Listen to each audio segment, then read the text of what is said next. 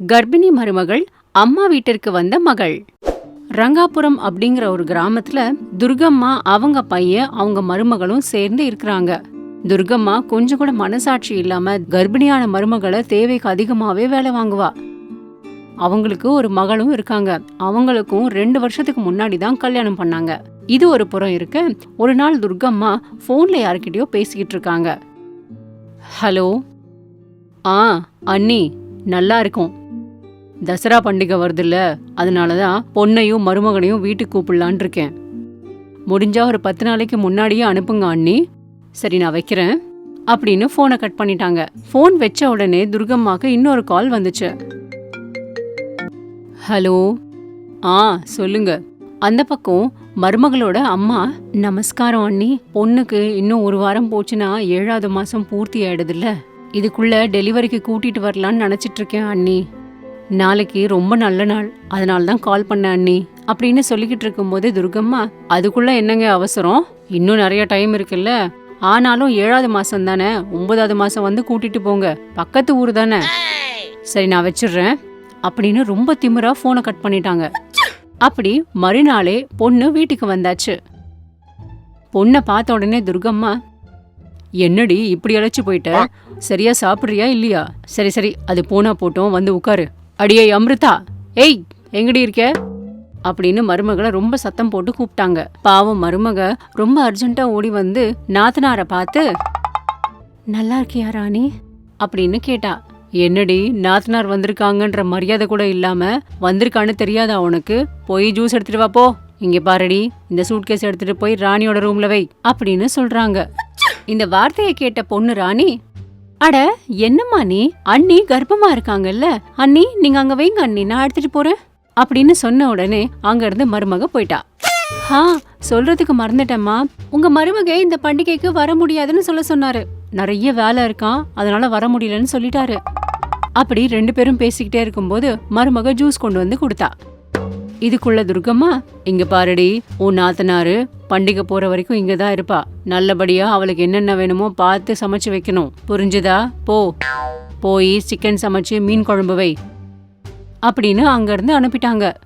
அதுக்கு ராணி, சரிம்மா, சரி நானும் கிச்சனுக்கு போய் அன்னைக்கு கொஞ்சம் ஹெல்ப் பண்றேன் அப்படின்னு எந்திரிக்கிறதுக்குள்ள துர்கம்மா, அது என்னடி, அது உனக்கு என்னடி வேலை சமையல் ரூம்ல? நின்ன வேலை செய்யறதுக்கு இங்க வந்த? மரியாதையா உட்காந்து சாப்பிடு, நல்லபடியா போய் ரெஸ்ட் எடு. கர்ப்பமா இருக்கிறவங்களுக்கு இந்த அளவுக்காவது எக்ஸசைஸ் இருக்கணும். ஒன்னும் பரவாயில்ல, அவ செய்வா அப்படின்னு சொல்றாங்க. பாவம் அமிர்தா கர்ப்பிணியா இருந்தாலும் 10 நாள் எல்லா வேலையுமே செஞ்சு வைக்கிறா. அப்படி பண்டிகை போனதுக்கு அப்புறமா ஒரு நாள் ராணி தன்னோட ஹஸ்பண்ட் கிட்ட பேசிக்கிட்டே இருக்கா. சரிங்க, நாளைக்கே கிளம்பி வரேன் அப்படின்னு போனை கட் பண்ணிட்டா. இது எல்லாத்தையும் கேட்ட துர்கம்மா, எங்கடி கிளம்புற? உங்க மருமக போன் பண்ணாருமா, அதான் பண்டிகை எல்லாம் போயிடுச்சுல, இன்னும் எத்தனை நாள் அங்க இருப்பேன்னு வர சொல்லிருக்காரு. சரிங்க, நாளைக்கு வந்துடுறேன் அப்படின்னு சொல்லிருக்கேம்மா. அவங்க அப்படிதாண்டி சொல்லுவாங்க. சரி சரி, நான் சொன்னது என்ன பண்ண? என்னம்மா விஷயம்? அடிப்பாவி, அதுக்குள்ள மறந்துட்டியா என்ன? கல்யாணம் பண்ணி வைக்கிறது எதுக்குடி? மூலையில உட்கார்ந்து இருக்கிற கிழவன் கிழவிக்கு சேவை செய்யறதுக்கா என்ன? உங்க வீட்டுக்கார்ட்ட சொல்லி தனி கொடுத்துன வைக்க சொன்னனே, அதை பத்தி தான். என்னாச்சு? ஓஹோ, அதுவா? அட, இப்ப என்னதாமா ஆச்சு? எல்லாம் நல்லதானே போயிட்டு இருக்கு. அடியே லூசு பொண்ணே, அந்த மாதிரி சொல்லாத. பெத்த வயிறு எப்படி தெரியுமா எரியுது? உன்னோட நல்லதுக்கு தானடி சொல்றேன். நீ மட்டும் தனியா வந்தன்னு வச்சுக்கோ, எல்லா காசும் உன்கிட்ட தாண்டி இருக்கும். நல்ல ஜாலியாவும் இருக்கலாம். உனக்கு என்ன தேவையோ அதை நீ சமைச்சு சாப்பிட்டுக்கலாம்ல. யாருக்கும் பயப்பட வேண்டிய தேவையில்லை, யாருக்கும் சமாதானம் சொல்லணுன்ற அவசியமும் இல்ல. ஹாயா ரொம்ப தர்ஜாவா என்ஜாய் பண்ணலாம். பாருடிமா, உன்னோட நல்லதுக்காக சொல்றேன். அம்மாவோட மனசை கொஞ்சம் புரிஞ்சுக்கோடி தாயே அப்படின்னு சொல்லிக்கிட்டு இருக்கும் போதே ராணி, சரி சரி சொல்றேன் அப்படின்னு துணியெல்லாம் பேக் பண்ணிட்டு மறுநாளே கிளம்பிட்டா. அப்படி 10 நாள் போனதுக்கு அப்புறமா ராணி திரும்பவும் சூட்கேஸோட அழுதுகிட்டே வீட்டுக்கு வந்தா. இத பார்த்த துர்கம்மா, என்னடி ஆச்சு அப்படி அழுதுகிட்டு இருக்க? ஆனாலும் இவ்ளோ சடனா வந்திருக்கிய, என்ன என்னடிமா ஆச்சு?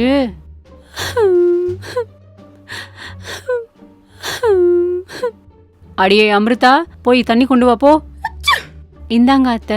சரி சரி, வா உன் ரூமுக்கு போலாம் அப்படின்னு துர்கம்மா ராணியா அவளோட ரூமுக்கு கூட்டிட்டு போறாங்க.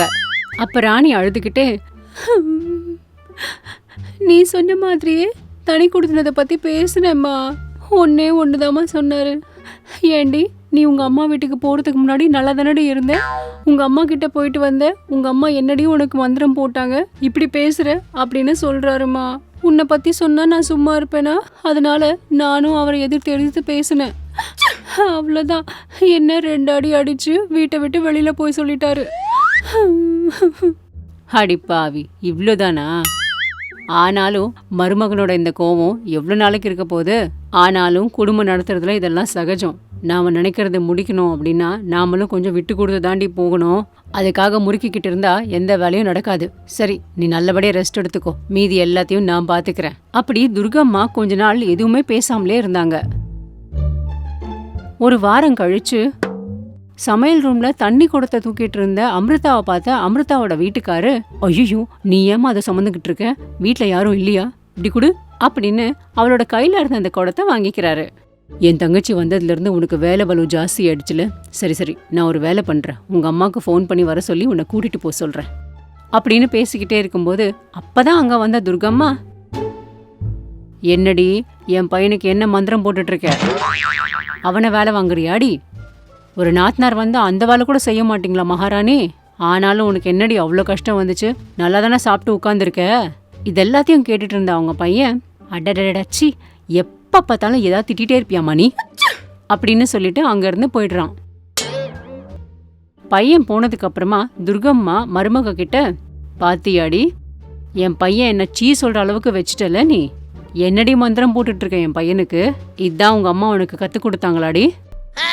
இதெல்லாத்தையும் கேட்ட அமிர்தா, ஐயோ அத்தை, நீங்க எதோ பேசி தேவையில்லாம பிரச்சனையை பெருசாக்குறீங்க, நடுவுல எங்க அம்மாவை எதுக்கு அத்தை இழுக்கிறீங்க அப்படின்னு சொன்ன உடனே துர்கம்மாக்கு பயங்கரமா கோவம் வந்து, என்னடி வாய் ரொம்ப நீளுது, எவ்வளோ திமிருடி உனக்கு, ஏன் உங்க அம்மா உனக்கு கத்து கொடுக்கலையா?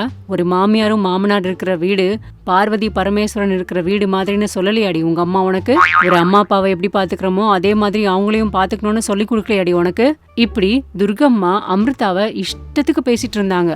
அந்த சமயத்துல அப்பதான் அங்க வந்த ராணி இதெல்லாத்தையும் கேட்டு, நிறுத்துமா நிறுத்து, என்னம்மா பேசிக்கிட்டு இருக்க நீ, உன் இஷ்டத்துக்கு பேசிக்கிட்டு இருக்க, என்ன பேசிக்கிட்டு இருக்கன்னு உனக்கு புரியுதா? ஆனா எனக்கு ஏன் அப்படி சொன்ன? மூலையில உட்காந்துட்டு இருக்க வயசானவங்களுக்கு சேவை பண்றதுக்கான்னு, அது மட்டும் இல்லாம தனி கொடுத்து போக சொன்ன, அதே வேலைய அண்ணி பண்ணாங்கன்னா, அப்படின்னா வீட்டுல இருந்த பொண்ணுக்கு ஒரு ரூலு, வீட்டுக்கு வந்த மருமகளுக்கு ஒரு ரூலா? சீச்சி, உன்ன மாதிரி ஒரு அம்மா இருந்தாங்கன்னா எல்லா பொண்ணுங்களும் அவங்க மாமியார் வீட்டுல பெரிய எதிரி மாதிரி தான் பாப்பாங்க. சீச்சி, உன் பேச்ச கேட்டு நல்லவங்களான எங்க அத்தையும் மாமாவையும் அவர்கிட்ட இருந்து பிரிக்க பார்த்தேன். சி, நீயும் ஒரு அம்மா தானா? என்னது, கல்யாணம் ஆனதுக்கு அப்புறமா பொண்ணுங்களுக்கு அம்மா மேல பாசம் இருக்க கூடாதா? நீ மட்டும் என்னமா பண்ணிக்கிட்டு இருக்க? நீயும் அதே தானே பண்ணிக்கிட்டு இருக்க. உன்னை விட அண்ணியோட அம்மா எவ்வளவோ மேல். உன்ன மாதிரி அவங்க அம்மாவும் அவங்களுக்கு சொல்லியிருந்தா அவங்களும் தனி கொடுத்தா எப்பயோ போயிருப்பாங்க. நான் இப்பவே கிளம்பி போய் எங்க வீட்டுக்காரர்கிட்ட மன்னிப்பு கேக்குறேன் அப்படின்னு கிளம்பிட்டு இருக்கும்போது இதெல்லாம் கேட்ட துர்கம்மா உடனே ஷாக் ஆயிட்டாங்க.